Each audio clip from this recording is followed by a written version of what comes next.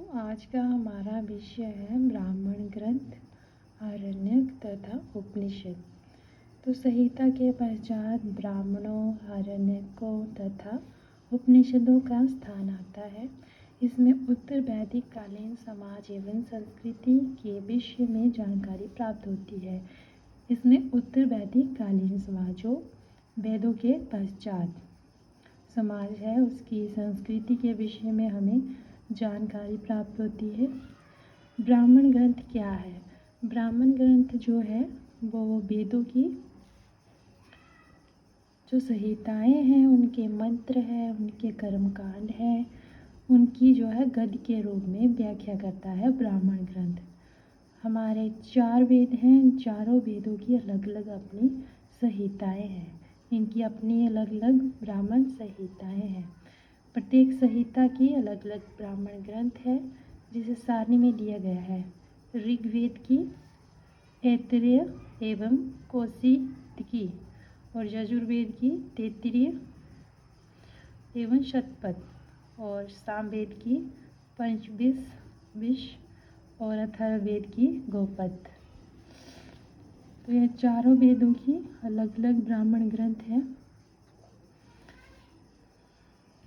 इन ब्राह्मण ग्रंथों से हमें परीक्षित के बाद और बिंबिसार के पूर्व की घटनाओं का ज्ञान प्राप्त होता है।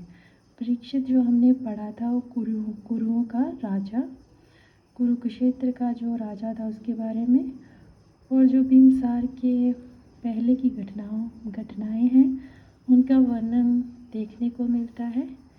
ऐतरेय जो ब्राह्मण है उसमें राज्याभिषेक के नियम, जो राजा बनता है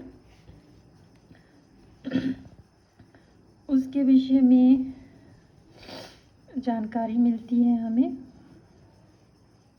वैदिक साहित्य में ऋग्वेद के बाद शतपथ ब्राह्मण का स्थान है। वैदिक साहित्य में ऋग्वेद के बाद जो है शतपथ ब्राह्मण, जो यजुर्वेद का ब्राह्मण ग्रंथ है, उसका स्थान है। आरण्यक क्या होते हैं? आरण्यक होते हैं, आरण्यक में यज्ञ से जुड़े कर्मकांड की दार्शनिक और प्रतीकात्मक अभिव्यक्ति है। इसमें कर्मकांडों की व्याख्या की गई है। जो यज्ञ से जुड़े कर्मकांड होते हैं उनकी व्याख्या की गई है। आरण्यक, आरण्यक का अर्थ होता है ऐसे ग्रंथ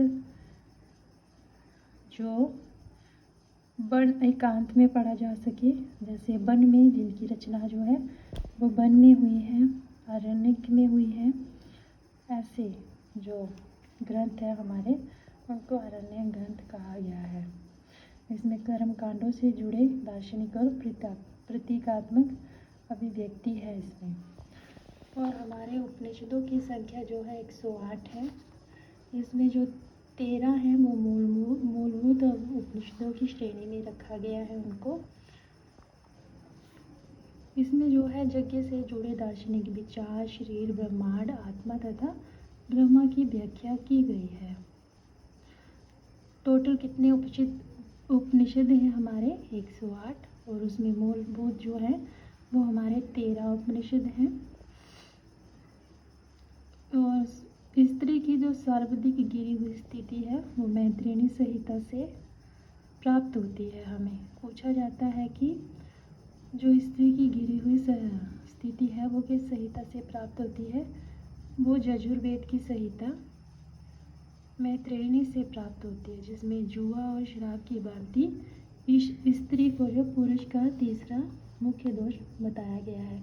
और जो शतपथ ब्राह्मण है उसमें स्त्री को पुरुष की अर्धांगिनी कहा गया है। पूछा जाता है कि स्त्री को पुरुष की अर्धांगिनी किस ब्राह्मण ग्रंथ में कहा गया है? तो वो शतपथ ब्राह्मण में कहा गया है।